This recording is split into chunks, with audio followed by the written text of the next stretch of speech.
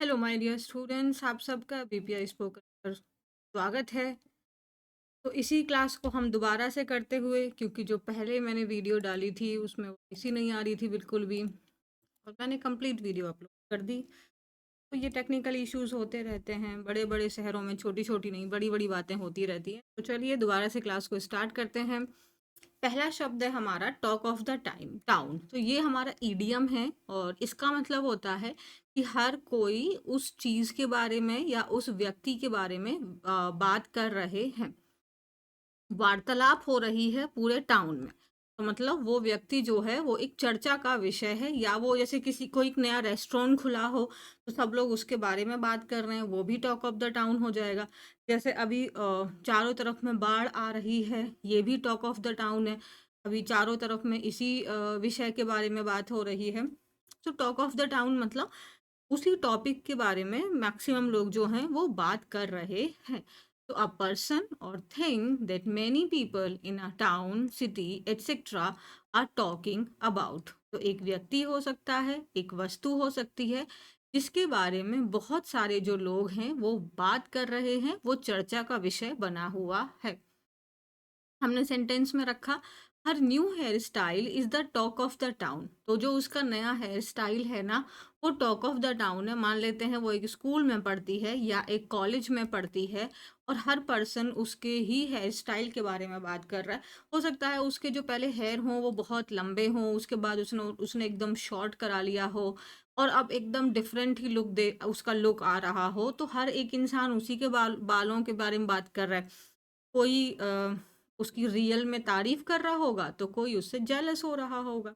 कुछ भी नहीं पता। वो ज़्यादा खूबसूरत लग रही होगी तो लड़कियाँ जेलस भी हो सकती हैं ना, लड़के तारीफ भी कर सकते हैं। तो जो उसका नया हेयर स्टाइल है ना, वो टॉक ऑफ द टाउन है। तो अब हर कोई, उसके क्लासमेट्स हो सकते हैं, वो जो सब उसके हेयर स्टाइल के बारे में ही बात कर रहे हों। नेक्स्ट नेक्स्ट है हमारा स्टैगरिंग। स्टैगरिंग का जैसे यहाँ पे आप देख सकते हैं, चौंका देने वाला। तो वो जो चीज़ है वो ऐसी है कि आपको एकदम सरप्राइज कर दिया है ना। तो very shocking and surprising that you find difficult to believe. थोड़ा हम इसको और समझते हैं।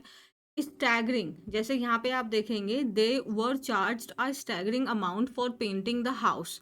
तो स्टैगरिंग अमाउंट का मतलब यहाँ पे क्या हुआ, बहुत ज़्यादा, वेरी लार्ज, वेरी ह्यूज, बहुत ज़्यादा अमाउंट उनसे मांगा गया था घर को पेंट करने के लिए। तो जिसकी वजह से वो क्या हो गए, वो शॉक हो गए, वो सरप्राइज हो गए।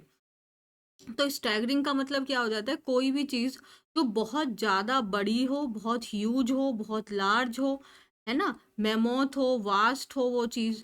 तो वो इतनी ज़्यादा ह्यूज है, या कोई जैसे सामान है वो बहुत एक्सपेंसिव हो गया, जितना आपने उम्मीद किया था उससे भी ज़्यादा महंगा हो गया, तो उसने भी आपको एकदम सरप्राइज कर दिया, एकदम शॉक कर दिया आपको।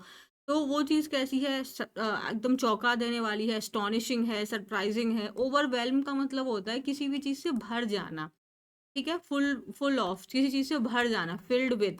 तो जैसे कि आप किसी इमोशन से ओवरवेल्म हो सकते हैं, आप किसी किसी भी इमोशन से, जैसे वो इमोशन आपका हैप्पी, आपका सैडनेस का हो सकता है या हैप्पीनेस हो सकती है, तो उस चीज़ से भर जाना, है ना?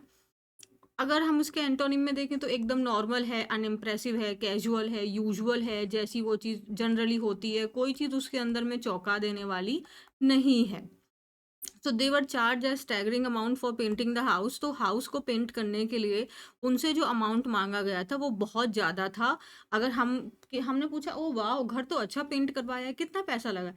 उन्होंने इतना ज़्यादा अमाउंट बोल दिया कि हमको सीरियसली इतना पैसा कब से घर को पेंट होने में लग गया। तो वो एकदम चौंका देने वाला था, वो बहुत ज़्यादा था। तो आप देख सकते हैं, अमाउंट नाउन है, नाउन की विशेषता बता रहा है। तो स्टैगरिंग का पार्ट्स ऑफ स्पीच क्या हो गया, एडजेक्टिव। नेक्स्ट है हमारा वीन, अवे या ऑफ। ये जो अवे या ऑफ लगा देने से ये एक आपका फ्रेजल वर्ब बन जाता है। तो वीन का एक अगर वर्ब है, इसका मतलब क्या होता है, अगर आप गूगल सर्च करेंगे तो वहाँ आपको दिखाएगा, जो आपके यंग बेबी होता है वो अपनी माँ का दूध पीता है, जो लैक्टेटिंग मदर है। तो अब एक सर्टेन एज आने के बाद में उस बेबी को अब माँ के दूध से हटा के सॉलिड फूड पे लाया जाएगा। तो उसको क्या कर रहे हैं, माँ के दूध से हटा रहे हैं, उसको स्टे अवे कर रहे हैं उसको। तो वीन अवे या ऑफ का मतलब होता है टू मेक समवन और समथिंग स्टॉप डूइंग और यूजिंग समथिंग। तो आप उसको कर रहे हैं कि वो कोई व्यक्ति हो सकता है, कोई वस्तु हो सकती है, कि वो उस चीज़ का इस्तेमाल करना बंद कर दें। जैसे he is trying to wean himself away from his dependence on social media. तो वो क्या कोशिश कर रहा है? खुद को, हिमसेल्फ मतलब यहाँ पे ही के लिए आया है, तो जो ही है वो कोशिश कर रहा है कि वो खुद को दूर कर सके किस चीज़ से, जो सोशल मीडिया के ऊपर उसकी डिपेंडेंसी क्रिएट हो गई है। कि जब देखो फ़ोन यूज़ करने लग जाते हैं हम लोग विदाउट एनी पर्पस, तो उस तरीके की जो ये डिपेंडेंसी क्रिएट हो गई है, तो इस चीज़ से वो अपने आप को दूर करना चाहता है। आपको पता है अभी क्या हुआ था, 2-3 दिन बीच में क्लास नहीं आ रही थी, उसके पीछे रीज़न था कि जो हमारा एरिया है वहाँ पे वाईफ़ाई काट दिया गया था। मतलब वाईफ़ाई क्या काट दिया, जो एमसीडी वाले थे ना उन्होंने आके पूरा वायर ही काट दिया। उन्होंने देखा ही नहीं किस चीज़ का वायर है, बस बहुत सारे वायर हैं, आप जानते हैं दिल्ली में पूरा किरचॉफ्स लॉ बना हुआ है हर गली में। आके उन्होंने वायर काट दिया। क्लास लेने के टाइम पे मेरा वायर, मैंने क्लास ले ली बट अपलोड ही नहीं हो सकती थी। उसके बाद में अगले दिन भी फिर नहीं हो पाया था। तो अब जो जो हमारा वाला फ्लोर है वो एकदम ग्राउंड फ्लोर है, यहाँ पे तो बेसिक नेटवर्क भी नहीं आता है। भाई साहब उस दिन समझ में आया कि फ़ोन हम कितना ज़्यादा यूज़ करते हैं। अगर हमको लगता है ना कि नहीं मैं तो फ़ोन नहीं यूज़ करती हूँ, एक दिन आप बिना फ़ोन के रह के देखिए, आपको पता चलेगा कि हम भी बहुत फ़ोन कर ही लेते हैं। तो उस दिन तो वाक़ई में मेरे को बहुत दिक्कत हुई थी। चलिए आगे करते हैं। तो नेक्स्ट वर्ड है हमारा जेनरस, OUS लगा हुआ है। जेनरस का पार्ट्स ऑफ स्पीच एडजेक्टिव है। और अगर हम किसी व्यक्ति को जेनरस कह रहे हैं तो बहुत कोई बड़ी बात नहीं है, मतलब वो व्यक्ति कैसा है, काइंड है वो व्यक्ति, है ना, बड़े दिल वाला है। मैग्नैनिमस का मतलब होता है बड़े दिल वाला, ना बेनेवोलेंट है, दूसरों की मदद करने वाला है। जेनरस तो सिंपल हो गया। लेकिन अगर हम किसी जेनरस बोल रहे हैं किसी अमाउंट को, जैसे ये कोई सामान है, इसको ना आपको जेनरस अमाउंट में लेकर फिर आपको इसका इस्तेमाल करना है। तो जेनरस अमाउंट का मतलब हो गया एक अच्छे खासे अमाउंट में आपको इसको लेना है। तो उसने जो मेरी हेल्प की थी वो जेनरस अमाउंट में हेल्प की थी, मतलब एक अच्छी खासी उसने मेरी मदद की थी। तो यहाँ पे क्या हो गया, आप किसी की मदद कर रहे हैं, आप उसको पैसे दे रहे हैं, मदद दे रहे हैं, आप अपनी दयालुता है, आप वो भी उतना जितना यूजुअल या एक्सपेक्टेड है उससे ज़्यादा। तो एक तो जेनरस मतलब अगर हम पर्सन को बोलें तो मतलब वो बड़े दिल वाला हो गया, काइंड हो गया, है ना? और अगर हम किसी चीज़ को बोल रहे हैं इन इन जेनरस अमाउंट, तो इसका मतलब अच्छे खासी मात्रा में, प्लेंटीफुल हो गया, कोपियस हो गया, काफ़ी सारा हो गया। अगर हम इसके एंटोनिम्स देखें, अगर हमने कहा कि वो व्यक्ति काइंड है, दूसरों की मदद करने वाला है, ऑपोजिट क्या होगा, वो सेल्फिश है ना? दूसरों की बिल्कुल मदद नहीं करता है, कंजूस है, बड़े दिल वाले का ऑपोजिट क्या होगा, कंजूस होगा, अपने पैसे को एकदम अपने पास चिपका के बैठा हुआ है। दूसरा मैंने बोला अमाउंट के सेंस में हम बात कर रहे हैं, इन जेनरस अमाउंट मतलब अच्छी खासी मात्रा में। तो अपोजिट क्या हो जाएगा, इनएडुकेट हो जाएगा, इनसफिशिएंट हो जाएगा।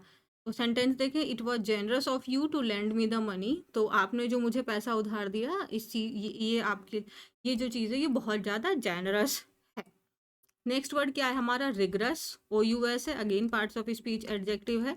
रिग्रेस का मतलब होता है अगर कोई काम है वो एक उसमें जो, तो वो चीज़ कैसी डिमांड करता है, एकदम रिगरस प्रैक्टिस उसमें आपको करनी होगी अगर आपको वो चीज़ पानी है तो। मतलब एकदम वो चीज़ बहुत डिफ़िकल्ट है, बहुत स्ट्रिक्ट है, बहुत डिमांडिंग है वो चीज़, आपको एकदम एग्ज़ैक्ट तरीके से वो काम करना होगा, कोई गलती की गुंजाइश नहीं है उसमें। तो वो चीज़ कैसी है, कठोर है, एकदम सख्त है। So done carefully and with a lot of attention to detail. तो हर एक डिटेल के ऊपर में आपने बहुत अटेंशन के साथ में वो काम करना होगा, है ना? अगर आपने थोड़ी-सी भी यहाँ पे दिमाग हिलाया तो आप, जैसे अगर आप देखते हैं मैथ्स के कुछ क्वेश्चन्स ऐसे होते हैं, जिनके इनिशियल नंबर तो बिल्कुल सेम है, पॉइंट के बाद की जो डिजिट है वो भी इवन आपस में यहाँ पे 1 डिजिट मैच कर रही है। तो इस क्वेश्चन को सॉल्व करने के लिए आपको रिगरस अटेंशन की ज़रूरत है, रिगरस प्रैक्टिस की ज़रूरत है। एक होता है अप्रॉक्सिमेट कर दिया, बट जो आपका दूसरा क्वेश्चन क्या है वो एकदम आपको एग्ज़ैक्ट आपको आंसर निकालना होगा। वो चीज़ कैसी है, बहुत सीवियर है, बहुत डिफ़िकल्ट है वो चीज़। स्ट्रिंजेंट का मतलब एकदम स्ट्रिक्ट है वो चीज़, रिजिड है, फ्लेक्सिबल नहीं है। ऑपोज़िट क्या होगा, फ्लेक्सिबल है। एक आपके मैथ्स में इन आपके अप्रॉक्सिमेट निकालने के लिए आता है, तो उसकी वैल्यू हम अप्रॉक्स में निकाल देंगे, आप आस-पास में निकाल सकते हैं, बट यहाँ पे आपको एकदम प्रिसाइज़ होके जाना पड़ेगा। आप फ्लेक्सिबल हो सकते हैं, अप्रॉक्सिमेट जो वैल्यू निकालनी होती है, वहाँ फ्लेक्सिबल हो सकते हैं। है ना? तो the selection process is extremely rigorous, तो जो ये सिलेक्शन प्रोसेस है ना, ये एक्सट्रीमली टफ है। इसके लिए आपको कोई भी तरीके की छूट नहीं दी जाएगी। अगर आपने एक मिस्टेक की, आपको सीधा घर भेज दिया जाएगा। डन है? नेक्स्ट देखिए, नेक्स्ट है हमारा फ्लाइंग कलर्स। फ्लाइंग कलर्स भी ये एक ईडीएम ही हो जाता है। जब हम अपने स्कूल में थे तब हमने जनरली अपने प्रिंसिपल सर के जब हमें ऑल द बेस्ट बोलते थे एग्ज़ाम के टाइम पे, तब वो बोलते थे कि मैं उम्मीद करता हूँ कि जो हमारे सारे स्टूडेंट्स हैं वो फ्लाइंग कलर्स के साथ में पास होंगे। तो इसका मतलब क्या हुआ कि वो बहुत अच्छे से पास होंगे, मतलब सारे जो स्टूडेंट्स हैं वो बहुत अच्छे नंबर से पास होंगे। तो फ्लाइंग कलर्स। और जनरली हम लोग बोलते हैं ना, मेरी ज़िंदगी में तो तुम्हारे आने के बाद मेरी ज़िंदगी में रंग भर गए। ऐसे डायलॉग मारा है कभी तुम लोगों ने? तो तुम्हारे आने के बाद मेरी ज़िंदगी में रंग भर गए। तो रंग भर गए मतलब मेरी ज़िंदगी एकदम सक्सेसफुल हो गई, हाँ, खुशनुमा हो गई। तो फ्लाइंग कलर, कलर्स एकदम फ्लाई कर रहे हैं, तो वो चीज़ हमने बहुत अच्छे से कंप्लीट की है। तो to do something very successfully और विद डिस्टिंक्शन, जैसे she pass the driving test with flying colours. तो उसने जो ड्राइविंग टेस्ट है वो कैसे पास किया है? फ्लाइंग कलर से पास किया है, मतलब बहुत अच्छे से उसने ड्राइविंग टेस्ट को पास किया है ना। तुम लोगों ने तो फालतू में मीम बना रखा है कि मैम उसको तो गाड़ी चलानी ही नहीं आती है। अरे ऐसा कुछ नहीं है भाई, मेरे साथ बैठो, तुमको बताइए स्कूटी कैसे चलाई, मज़ा आ जाएगा। तो she pass the driving test with flying colours. Next क्या है? तो तुम लोग लड़कियों को पाप क्या बोलते हो? पापा की परी। तुम लोग मम्मी के मगरमच्छ हो। हाँ, मम्मी का मगरमच्छ बचपन से ही बाइक चलाते हुए पैदा होता है। तो क्या करें भाई, तुम लोग हो एक्सपर्ट, हमको नहीं आती है। नेक्स्ट वर्ड क्या है? प्रोस्पेक्ट। प्रोस्पेक्ट का मतलब होता है कोई चीज होने की जो संभावना है, जो पॉसिबिलिटी है। तो the possibility that something good will happen, है ना। तो कुछ अच्छा ही होगा भविष्य में, इस चीज को लेके जो संभावना है। और जनरली हम प्रोस्पेक्ट जब हम यूज करते हैं, तो इंस्टेड ऑफ पॉसिबिलिटी वर्ड की जगह अगर हम प्रोस्पेक्ट लगा रहे हैं, तो वहां पे अच्छाई के सेंस में, कि जब हम उम्मीद कर रहे हैं कि कुछ अच्छा होगा।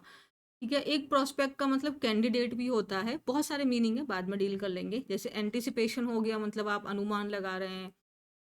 चांस हो गया, ऐसा होने की संभावना है। एक्सपेक्टेशन है। फोरकास्ट, FORE का मतलब होता है बिफोर, और कास्ट का मतलब होता है किस चीज को टेल। हाँ, जैसे ये फोर टेल होता है वैसे ही फोरकास्ट हो जाएगा। तो फोरकास्ट का मतलब यहाँ पे हो जाता है किसी चीज को पहले ही बोल देना, तो वहीं से आपका ये शब्द फोर टेल भी बना है या फोर स्टेट भी बना है। तो is there any prospect of the weather improving? तो क्या कोई चांस है वेदर के इम्प्रूव होने का? तो जो वेदर है, जो मौसम है, जो लगातार बारिश हो रही है, उसके इम्प्रूव होने का क्या कोई चांस है? आप देख सकते हैं, इज देयर एनी प्रोस्पेक्ट। क्या है आपका? पार्ट्स ऑफ का नाउन है। TION लगा है, वैसे पहचान सकते थे। नेक्स्ट वर्ड है फ्रॉड। फ्रॉड का मतलब होता है वो चीज़ भरी हुई है, और जनरली ये नेगेटिव सेंस में आता है कि कोई भी चीज़ जो है वो अनप्लीजेंट चीज़ों से भरी हुई है, नेगेटिव चीज़ों से भरी हुई है। तो filled with something and that is unpleasant, that is negative. तो filled with, full of, crowded with, packed with, जो द होल सिचुएशन, जो पूरी की पूरी सिचुएशन है, वो किस चीज़ से भरी हुई है? Filled with possibility. तो पूरी की पूरी सिचुएशन किन चीज़ों से भरी हुई है? पॉसिबिलिटीज से भरी हुई है। पार्ट्स ऑफ स्पीच क्या है फ्रॉड का? पार्ट्स ऑफ स्पीच फ्रॉड का एडजेक्टिव है। डन है यहाँ तक? आगे करें। नेक्स्ट है हमारा कॉम्पिटेंसी। कॉम्पिटेंसी का मतलब हो जाता है हमारी योग्यता। ठीक है, तो योग्यता का मतलब होता है हमारे स्किल। स्किल का मतलब क्या हुआ? अगर उस काम को करने को हम किस प्रकार से हम उसे डील करेंगे। एक ही काम होता है, लेकिन अगर हम उसे 10 अलग अलग लोगों को देखें, तो वो 10 अलग अलग ढंग से उस काम को करेंगे। सब अपनी अपनी योग्यता के हिसाब से करेंगे। योग्यता में क्या आता है? आपकी हर प्रकार की चीज़ आती है। आपकी इंटेलिजेंस हो गई, आपकी आपने जो विज़डम हो गई, आपकी नॉलेज हो गई, आपका एक्सपीरियंस हो गया, आपकी चीज़ों के प्रति अंडरस्टैंडिंग हो गई, आपकी आपकी प्रैक्टिकल अप्रोच हो गई। तो वो सब चीज़ें जो मिलती हैं, वो हमारा कॉम्पिटेंस होता है, आपकी योग्यता होती। So the fact of having the ability और skill that is needed for something, तो उस काम को करने के लिए जो आपको योग्यता चाहिए, वो आपका कॉम्पिटेंसी होती है। जैसे मुझे, अगर मैं बोलूँ कि मुझे टेक्निकल बहुत ज़्यादा नहीं आता है, तो अगर मेरे PC में अगर क्लास लेने के टाइम पे कहीं मेरा ऑडियो वीडियो ये प्रॉब्लम करने लगता है, तो फिर मुझे दिक्कत हो जाती है ना। तो I am not so competent in this, मुझे उतना स्किल नहीं आता है। मेरा तो ये हमारा हो गया इस पर्टिकुलर काम को करने के लिए जो स्किल्स की हमें ज़रूरत है, वो चीज़ें आना। तो हमारी एबिलिटी है, एप्टीट्यूड या फिर स्किल। पार्ट्स ऑफ स्पीच क्या है? नाउन है। अगर हम इसके मतलब मेरे को ठीक-ठीक आता है कि हाँ, इतना मुझे पता है कि इतना लिमिट तक मैं काम कर सकती हूँ, बट अगर थोड़ा बिगड़ जाता है तो फिर वहाँ मैं नहीं कर पाती। तो मेरा जो कॉम्पिटेंसी है इस वाले कंप्यूटर वाले फ़ील्ड में वो उतना अच्छा नहीं है, तो हम कह सकते हैं। बट अगर दूसरे फ़ील्ड में बोलें तो हाँ, मैं बहुत अच्छे से वो काम कर सकती हूँ। उस काम को करने में जो स्किल की ज़रूरत है, वो बहुत अच्छे से आती है। ये आपका हो जाए। डिसेबिलिटी है, उस काम को करने में हम योग्य नहीं हैं, इनकॉम्पिटेंट हैं। तो हर competence as a dancer is unquestionable. तो उसकी जो योग्यता है एक डांसर के रूप में वो अनक्वेश्चनेबल है, मतलब वो एकदम बहुत बेहतरीन डांसर है। नेक्स्ट है ह्यूमेन। ह्यूमेन का पार्ट्स ऑफ स्पीच एडजेक्टिव हो जाता है। ह्यूमेन का मतलब होता है दयालु होना।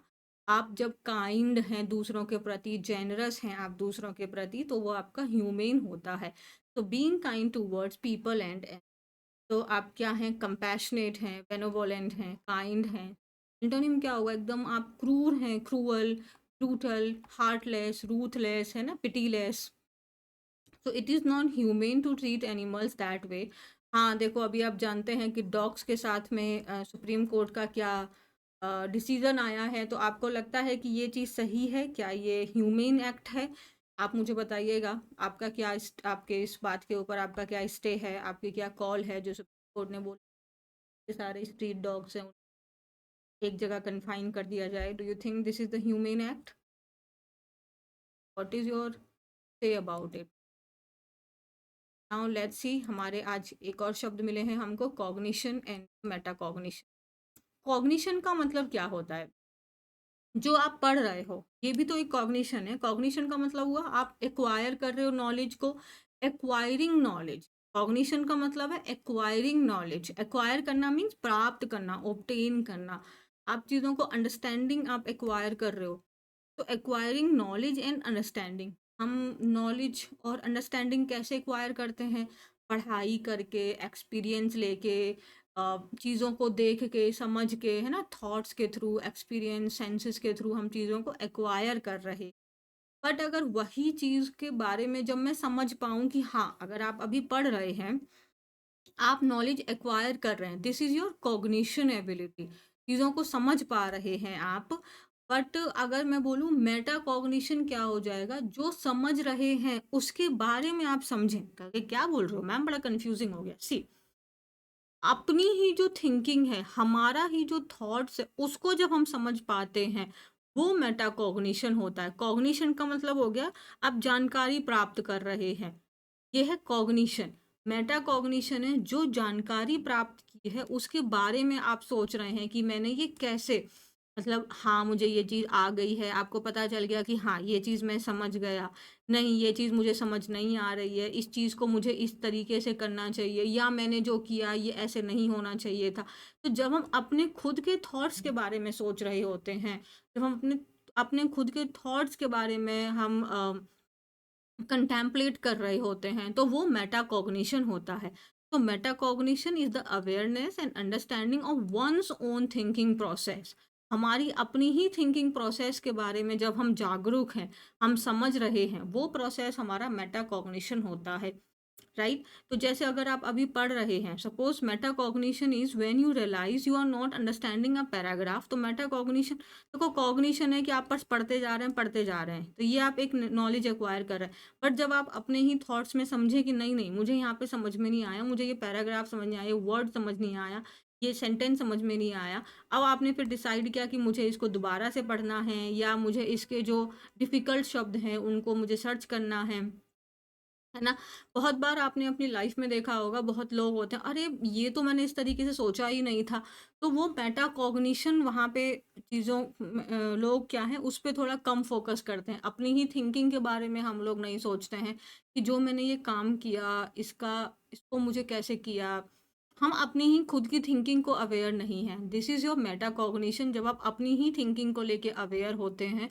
एंड कॉग्निशन मीन जब आप नॉलेज एक्वायर कर रहे हैं। जैसे अगर आप एक रीडिंग कर रहे हैं, so cognition is the process of understanding the words and sentences. यहाँ तक समझ में आया? So cognition and meta cognition में अंतर आपको समझ में आ रहा है? आगे देखें। अच्छा, अब हमारी स्पेलिंग्स आ जाती हैं, तो चलिए हम अपनी स्पेलिंग्स करते हैं। पहली स्पेलिंग है हमारी असेसमेंट। अब देखो ये हुआ कॉग्निशन जो आप सीख रहे हैं, बट मेटा कॉग्निशन होगा, अरे ये स्पेलिंग तो मुझे आती है, तो यहाँ से आप वीडियो को आगे बढ़ाओगे और आप फटाफट से दूसरा स्पेलिंग देख लोगे। नहीं आती है तो आप देखोगे कि हाँ मुझे लर्न कर लेनी चाहिए। तो ये हो गया, हम जब अपनी ही चीज़ों के बारे में डिसाइड कर पा रहे हैं। तो असेसमेंट में अगर हम देखें तो ये है असेस।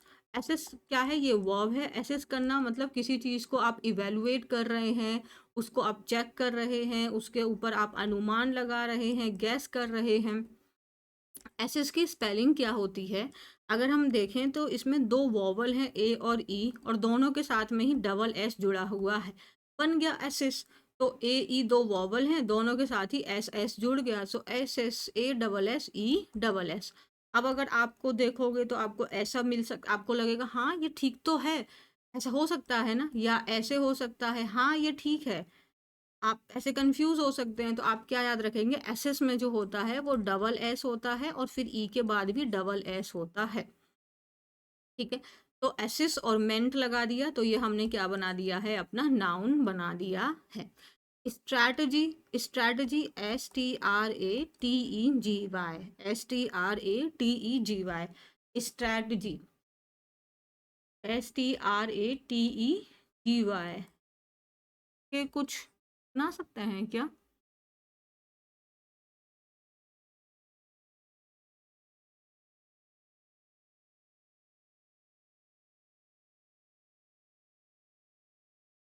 स्ट्रैटेजी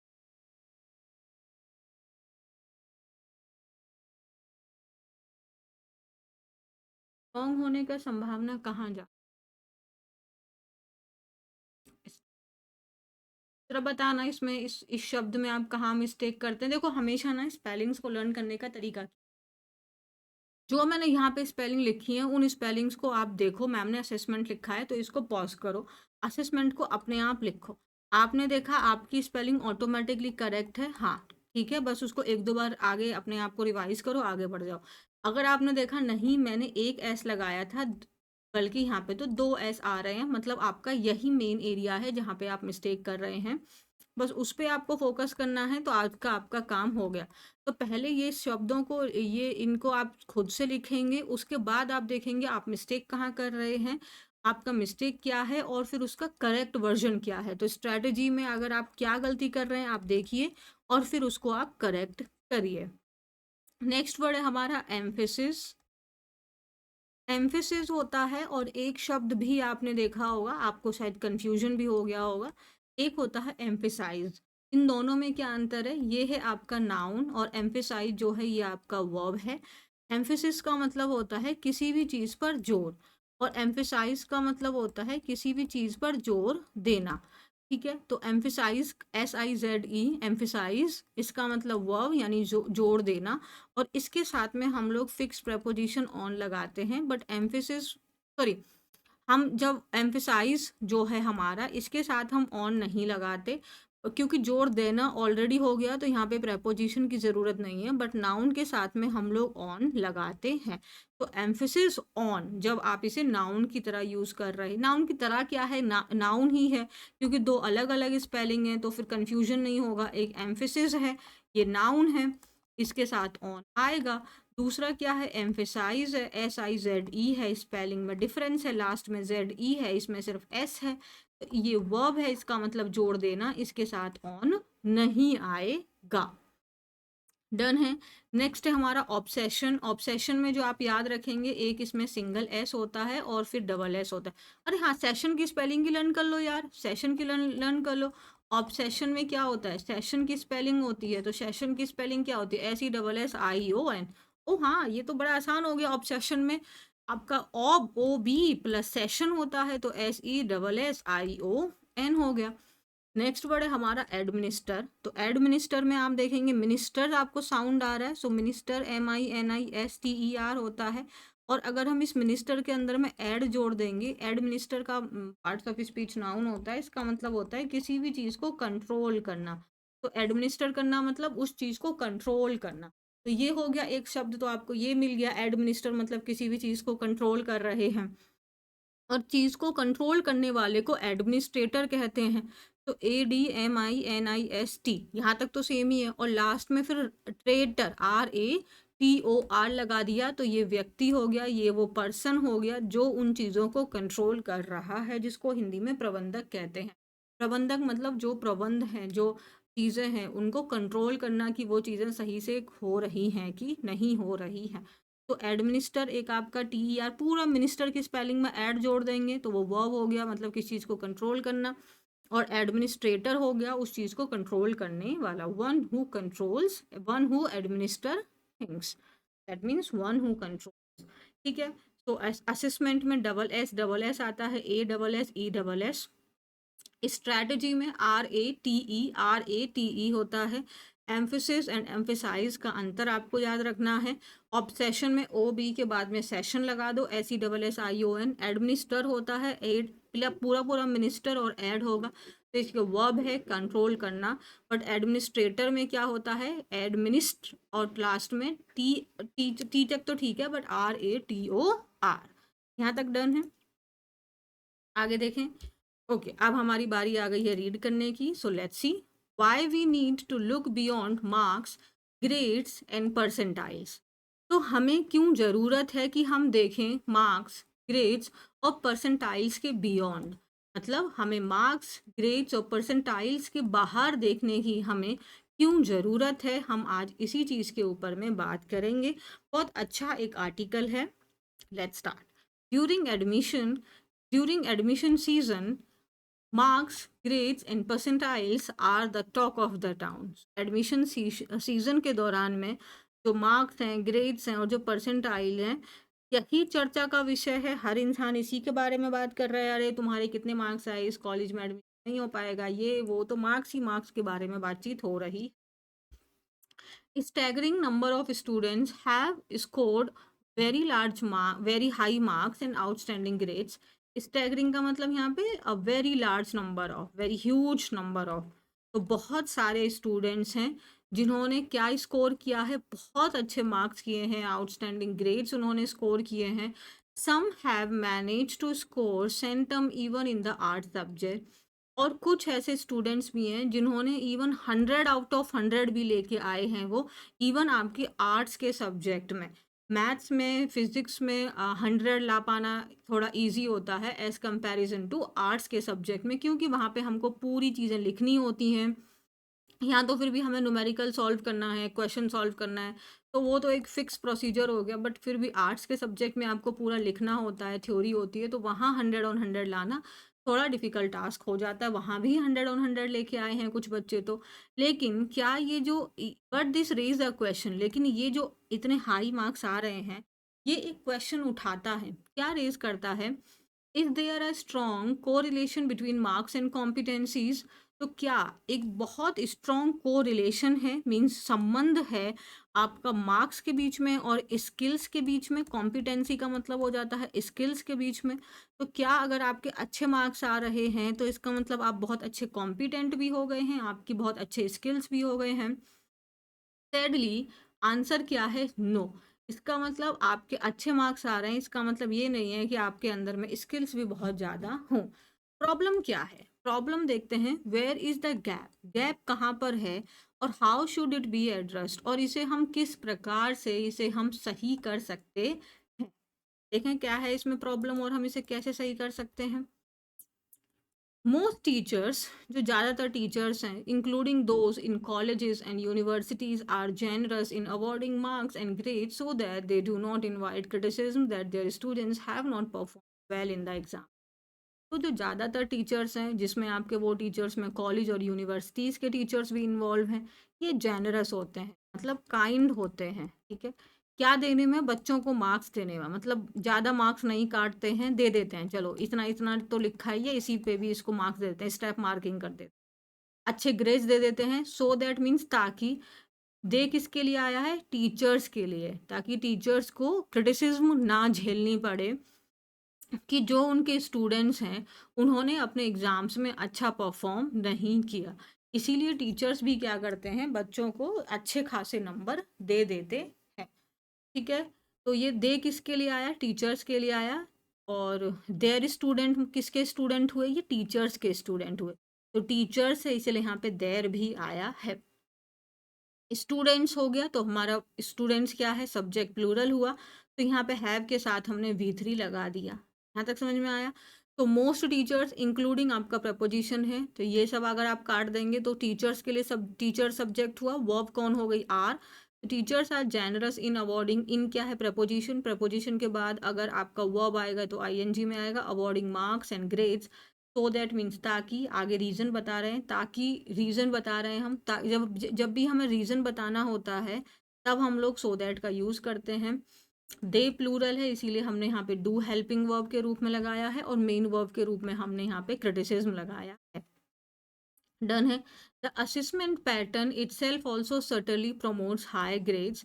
तो जो असेसमेंट पैटर्न है, जो बच्चों को जो असेस किया जाता है, जो उनकी चेकिंग की जाती है, वो खुद में ही बहुत सटल का मतलब होता है बहुत बारीक तरीके से, ऐसे तरीके से जो लोगों को नोटिस में ना आए, वो खुद एक प्रमोट करता है कि स्टूडेंट्स को अच्छे खासे ग्रेड्स दीजिए, कम से कम मार्क्स बच्चों के कटें। आपको पता है, तो असेसमेंट पैटर्न इटसेल्फ, खुद ही, पैटर्न खुद ही।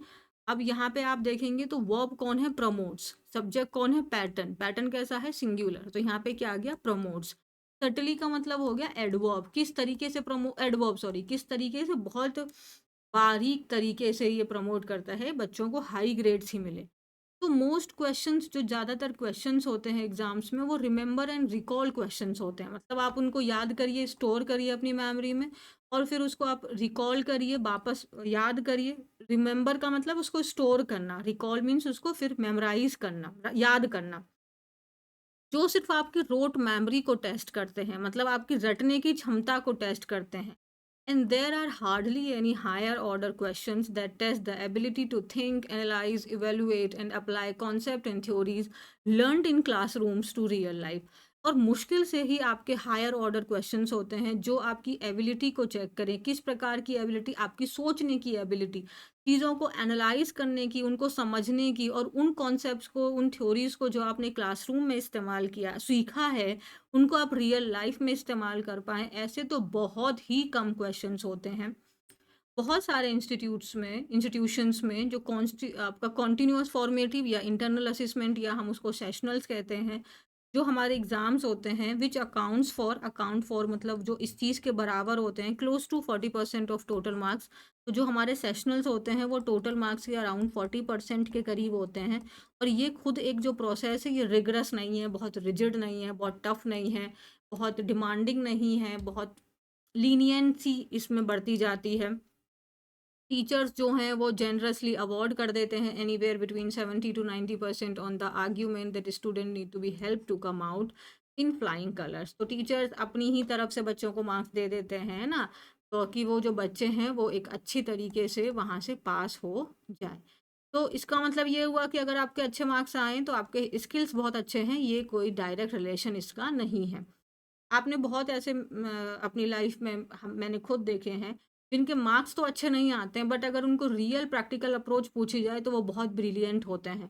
और आपने रट के तो मार्क्स बहुत अच्छे ले लिए। जैसे अगर मैं कंप्यूटर की ही बात करती हूँ, अगर हम अपने IT सब्जेक्ट की बात करें, ये कोई रटने का सब्जेक्ट है। आप रट के चले गए, मेरे को रटना ही नहीं आता है, तो आप रट के चले गए, आप पूरा स्टेप स्टेप सी लैंग्वेज आप सीख रहे हैं, आप पूरा प्रोग्रामिंग पता नहीं क्या सब रट के चले गए। अरे रट के चले गए तो क्या रियल में आप कोडिंग कर पाएंगे? नहीं। आप पास हो जाएंगे बट आपकी स्किल्स उतनी अच्छी हैं कि आप कोडिंग करें, ऐसा पॉसिबल नहीं है। अच्छे मार्क्स आने का मतलब ये नहीं होता कि आप उस काम को करने के लिए बहुत अच्छे हैं। तो की क्वेश्चन क्या है कि क्या जो CGPA है ये हेल्प करता है स्टूडेंट की तरक्की करने में, कि वो अपने हायर स्टडीज़ में आगे बढ़ें, या उनकी एम्प्लॉयमेंट जो प्रोस्पेक्ट्स हैं, कि हाँ, जैसे मैंने बोला, आपने मान लो लैंग्वेज आपका स्कूल कॉलेज में है, और आपको बहुत अच्छे से आप सारी क्लास में रट रट के जा रहे हैं, आप कंप्यूटर के जो एग्ज़ाम्स हैं उसमें जो सारी लैंग्वेज आप रट के जा रहे हैं और बहुत अच्छे अच्छे ग्रेड्स आप ला रहे हैं।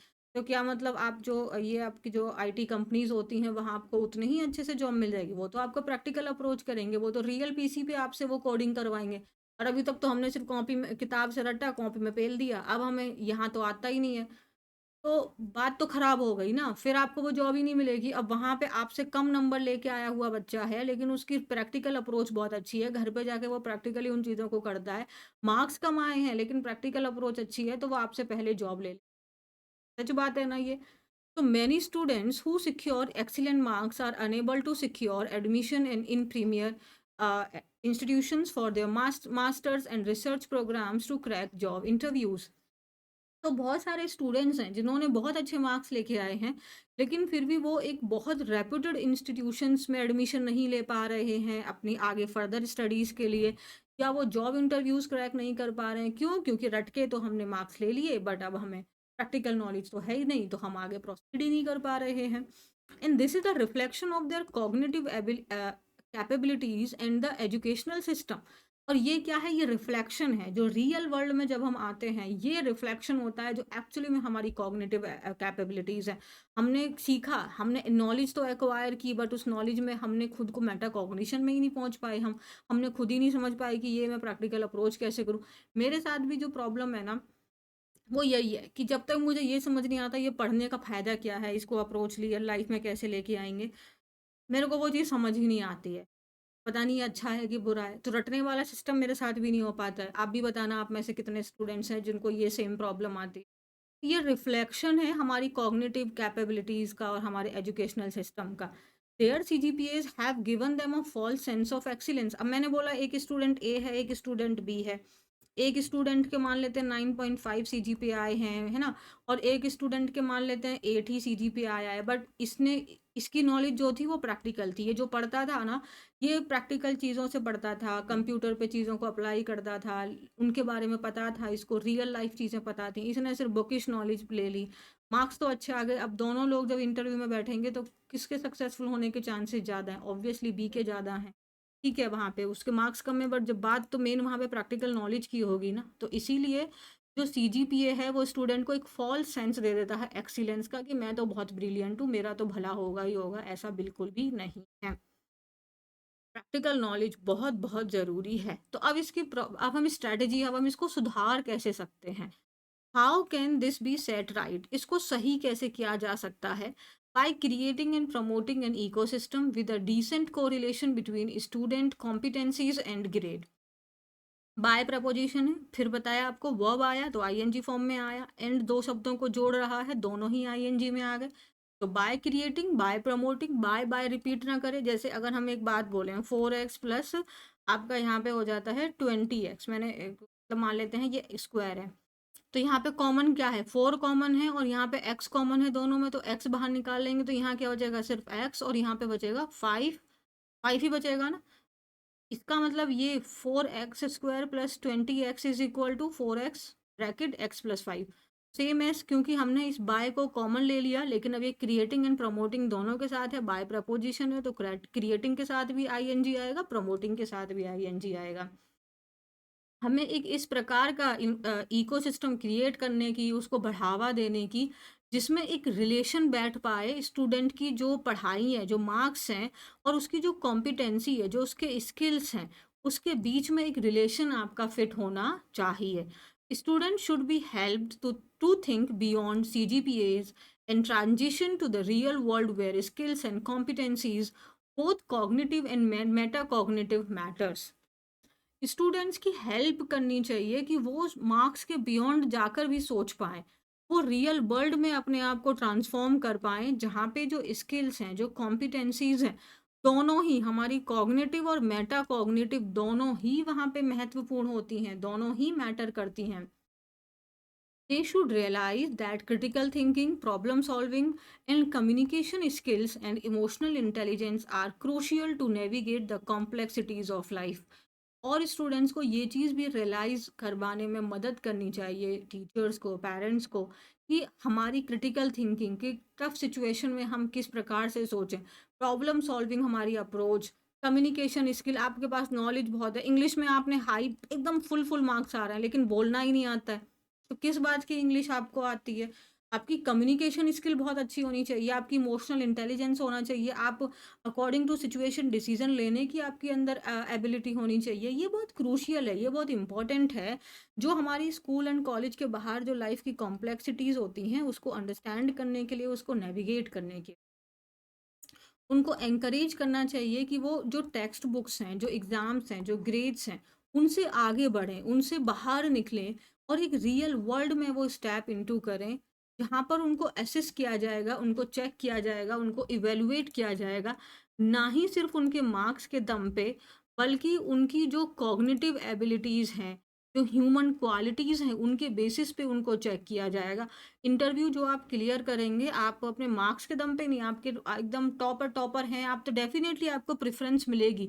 लेकिन आपको फाइनल सिलेक्शन तो आपकी अंडरस्टैंडिंग के ऊपर ही मिलेगा, आपकी नॉलेज के ऊपर ही मिलेगा, उस वो नॉलेज जिसको आप रियल में प्रैक्टिकली अप्लाई कर सकते हैं। ऐसी क्वालिटीज़ जैसे आप क्रिटिकल, हाँ, ये सिचुएशन आ गया, आप अंडर प्रेशर कैसे परफ़ॉर्म करेंगे, ये सब आपके अंदर होनी चाहिए। And this requires student-centric classroom that promote thinking skills with an emphasis on analysis, interpretation, and application, and offer adequate space to raise questions and express diverse point of view on academic and non-academic topics. इन चीज़ों के लिए किन चीज़ों की requirement है, क्या ज़रूरत है, जो क्लासरूम्स हों वो किस प्रकार के हों, स्टूडेंट सेंट्रिक हों, एग्ज़ाम सेंट्रिक क्लासरूम नहीं होने चाहिए। ऐसी पढ़ाई नहीं होनी चाहिए जिसमें सिर्फ़ आप एग्ज़ाम में अच्छे मार्क्स ले आएँ। मतलब हम चैप्टर्स डिसाइड कर दिए कि ये चैप्टर्स तो पढ़ने हैं, ये तो पढ़ना ही नहीं है, चाहे वो कितना भी इम्पोर्टेंट हो, रिप्रोडक्शन चैप्टर हमें पढ़ना ही नहीं है क्योंकि इससे तो एग्ज़ाम में क्वेश्चन ही नहीं आ रहे हैं। ये 2 नंबर का क्वेश्चन है तो इसको ज़्यादा रटो, ये 5 नंबर है इसे तो एकदम ही रट लो, तो इस तरीके की अप्रोच नहीं होनी चाहिए। स्टूडेंट सेंट्रिक क्लासरूम होने चाहिए जो किस चीज़ को प्रमोट करें, उनकी थिंकिंग स्किल्स को, किस चीज़ पर जोर देना चाहिए। आप समझ पा रहे हैं ना, एन के बाद ये नाउन है, फिर यहाँ पे ऑन आया है। हमारी समझ को, इंटरप्रिटेशन, उन चीज़ों को हम अंडरस्टैंड कर सकें, उनका रियल में अप्लाई कर सकें, एप्लीकेशन कर सकें और हमें ऑफ़र करें एक सफिशिएंट स्पेस जहाँ पे जो बच्चे हैं वो अपने मन के सवाल आपसे उठा सकें और एक्सप्रेस कर सकें अलग-अलग उनके जो पॉइंट ऑफ व्यू है, जो नज़रिया है academic and non academic topics के ऊपर में। ऐसा नहीं होना चाहिए, क्लासरूम कभी भी वन वे नहीं होनी चाहिए, क्लासरूम हमेशा टू वे होनी चाहिए। इवन कम्युनिकेशन हमेशा टू वे होनी चाहिए।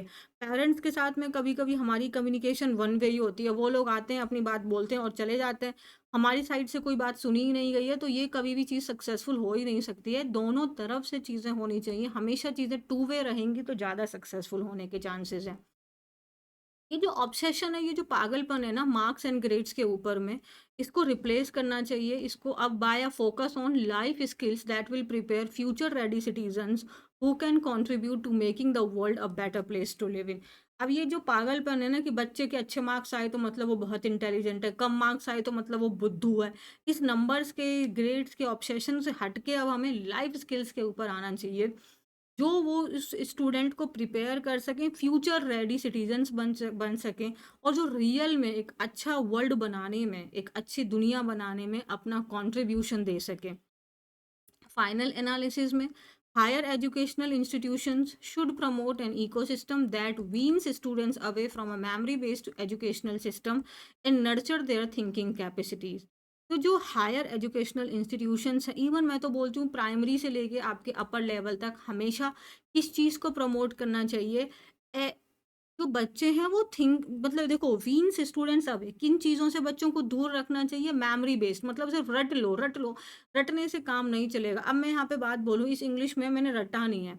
आप मुझसे कुछ भी पूछेंगे, मैं सिर्फ अगर ग्रामर के रूल के थ्रू आपको पढ़ाने लगी, हाँ, यहाँ ये लगेगा, वो लगेगा, मैं कभी एक अच्छी टीचर नहीं बन सकती हूँ।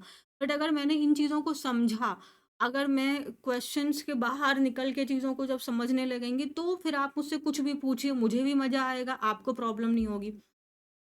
तो अगर हम जो रियल में, जो हम अगर अपनी अंडरस्टैंडिंग को बढ़ाएँ, वो मेमोरी बेस्ड नहीं होनी चाहिए। रट लेना कि हाँ, ये नाउन है, ये प्रोनाउन है, ये एडजेक्टिव है, इस तरीके से तो हमारी इंग्लिश में कभी फ्लुएंसी ही नहीं आ सकती है ना? कभी हम रियल अप्रोच तरीके से सीख ही नहीं सकते हैं। तो रीडिंग करने का जो फ़ायदा होता है, वो ये भी होता है कि हमारी रियल इंग्लिश जो एक्चुअली में है, जो प्रैक्टिकल इंग्लिश है, वहाँ हम अपने आप को देख पाते हैं। ग्रामर के थ्रू जो प्रॉब्लम है वहाँ रूल्स डेफ़िनेटली ज़रूरी है, बट रूल का रियल एप्लीकेशन जो है, जो प्रैक्टिकल अप्रोच है वो यहाँ लगता है रीडिंग सेक्शन में, है ना? तो हम जो स्टूडेंट्स हैं, जो इंस्टीट्यूशंस हैं, उनको क्या चीज़ को प्रमोट करना चाहिए कि स्टूडेंट्स को वो दूर लेके जाएँ मेमोरी बेस्ड एजुकेशन सिस्टम से और नर्चर करें, उनको ग्रो करें, उनकी थिंकिंग कैपेसिटीज़ को, ठीक है? वो खुद से सोचने लगें। अगर मैं बोलूँ मैं ग्रामर पढ़ा रही हूँ तो मैं सिर्फ़ रूल्स के थ्रू आके बढ़ा के चली जाऊँ, नहीं आप सीख पाएँगे। बट अगर मैं आपको ऑप्शंस दूँ जहाँ पे आप खुद सीख पा रहे हैं, आप अपनी अप्रोच ले पा रहे हैं, आप 50 बार मिस्टेक करेंगे, आप 60वीं बार जब आप करने लगेंगे, आप एक नई अप्रोच के साथ आएगी और वहीं आपके चांसेज़ हैं कि आप रियल में सक्सेसफुल हो सकते हैं। तो ये एक बहुत-बहुत ज़रूरी है। जो लोग लंबा सक्सेस पाते हैं, उनके पीछे सिर्फ नॉलेज नहीं होती, उस नॉलेज का प्रैक्टिकल एप्लीकेशन होता है। तो एडमिनिस्ट्रेटर्स, टीचर्स, पेरेंट्स को रियलाइज़ करना चाहिए कि there should be a transition from classroom to the real world fraught with multiple challenges. Absolutely. Teachers, parents को ये चीज़ समझनी चाहिए कि जो रियल वर्ल्ड है वो भरा हुआ है फ्रॉट विद मल्टीपल चैलेंजेस। वो बच्चा जिसको हमने सिर्फ बुक में लगाया हुआ है, वो ग्रामर रटे जा रहा है, वो सिर्फ ये डेरिवेशंस कर रहा है, रियल वर्ल्ड में आएगा तो वो समझ ही नहीं पा रहा है कहाँ मैथ्स का ये इस्तेमाल हो रहा है, कहाँ ये लाइफ तो एक अलग ही चीज़ों से भरी हुई है। तो अगर हम उसको स्टार्टिंग लेवल से प्रिपेयर करेंगे इन चीज़ों के बारे में, तो वो फ्यूचर में जब वो वहाँ रियल वर्ल्ड में आएगा उसको वो डिफ़िकल्टी नहीं आएगी। ये चीज़ सिर्फ टीचर्स, पेरेंट्स एंड एडमिनिस्ट्रेटर जो आपका इंस्टीट्यूशंस हैं, वो ही समझ सकते हैं। The whole exercise calls for a rethink on the notion of excellence. अब ये जो हमने पूरा का पूरा पढ़ा है, इस ये हमें क्या बोल रहा है, क्या डिमांड कर रहा है? कॉल्स फॉर मीन्स डिमांड कर रहा है कि हमारा जो नोशन है, जो हमारा विचार है एक्सीलेंस को लेके, कि हाई ग्रेड्स मतलब बच्चा बहुत इंटेलिजेंट है, लो ग्रेड्स मतलब बच्चा एकदम गधा है। ये इस चीज़ को रीथिंक करना है, क्या सच में ऐसा होता है? Traditionally, excellence in academic circles was equated with enviable CGPAs where students were graded on the basis of predetermined criteria. तो ट्रेडिशनली अगर बच्चा एकेडमिक सर्कल्स में अच्छा कर रहा है तो इसका मतलब वो सीजीपीए अच्छे लेके आएगा, एक डिज़ायरेबल एंड एनविएबल का मतलब डिज़ायरेबल, एनवियस का मतलब होता है ऐसी कोई चीज़ जो आपके मन में ऐसी इच्छा पैदा कर दे कि काश ये मेरे पास भी होती। तो हाई सीजीपीए लेके आएगा और वो सीजीपीए कैसे दिए जाएँगी? वो जो डिटरमाइंड क्राइटेरियाज़ हैं, उनके थ्रू आपको सीजीपीए मिल जाएगा। बट क्या आपकी प्रैक्टिकल नॉलेज उतनी अच्छी है, ये तो कोई चेक ही नहीं कर रहा है। So we need to revisit and redefine excellence, not so much in terms of marks and grades, but in terms of students' ability to navigate the complex challenges of life. तो हमें ज़रूरत है कि हम दोबारा से इन चीज़ों को समझें, रीडिफाइन करें एक्सीलेंस को, सिर्फ किस टर्म्स पे मार्क्स या ग्रेड्स के बेसिस पे नहीं, बल्कि स्टूडेंट्स की एबिलिटी के ऊपर में कि वो जो लाइफ के जो कॉम्प्लेक्स चैलेंजेस हैं वो उनको कैसे नेविगेट करता है। And this obviously calls for going beyond marks, grades and overall read करने के बाद आपको यही समझ में आया कि डेफिनेटली हमें मार्क्स, ग्रेड्स एंड परसेंटाइल्स के बियॉन्ड जाने की ज़रूरत है।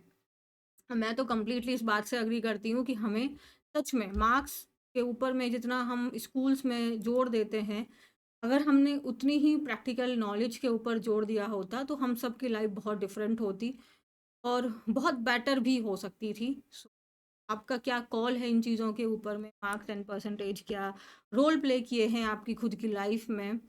कितना बेनिफिट रहा है आप लोगों को इन सब चीज़ों? ये सब आप मुझे ज़रूर बताइएगा। मुझे सच में मन है जानने का। अगर आप लोग से मैं डायरेक्ट बात कर पाती तो मैं डेफ़िनेटली क्लास को यहाँ पे रोक के आपसे ये बात पूछती। अब मैं आपसे कमेंट सेक्शन में ही पूछ सकती हूँ, तो मुझे बताना आपका क्या कॉल है कि हाँ, मार्क्स उतने इम्पोर्टेंट होते हैं या प्रैक्टिकल नॉलेज ज़्यादा इम्पोर्टेंट होती है? मुझे बताइएगा। और ये क्लास कैसी लगी? ये आप ज़रूर बताइए। पढ़ते रहिए, अपना ध्यान रखिए और डेफ़िनेटली मेरा तो मानना है प्रैक्टिकल नॉलेज के ऊपर आप ज़्यादा फोकस, ठीक है। अगर आपके पास प्रैक्टिकल नॉलेज है तो आप बुकिश नॉलेज तो अपने आप ही ले लेंगे। अगर मैं ये बात बोलूँ मैं प्रैक्टिकली ये पढ़ाना चाहती हूँ, तो जो नाउन, प्रोनाउन, एडजेक्टिव, एडवर्ब हैं वो तो मैं ऑटोमेटिकली यहाँ पे पढ़ा ही दूँगी ना। तो ये ज़्यादा इम्पोर्टेंट हो जाता है मेरे हिसाब से। बाकी आप अपना है ना, सो चलो अपना ध्यान रखना। Take care of yourself. Thank you very much.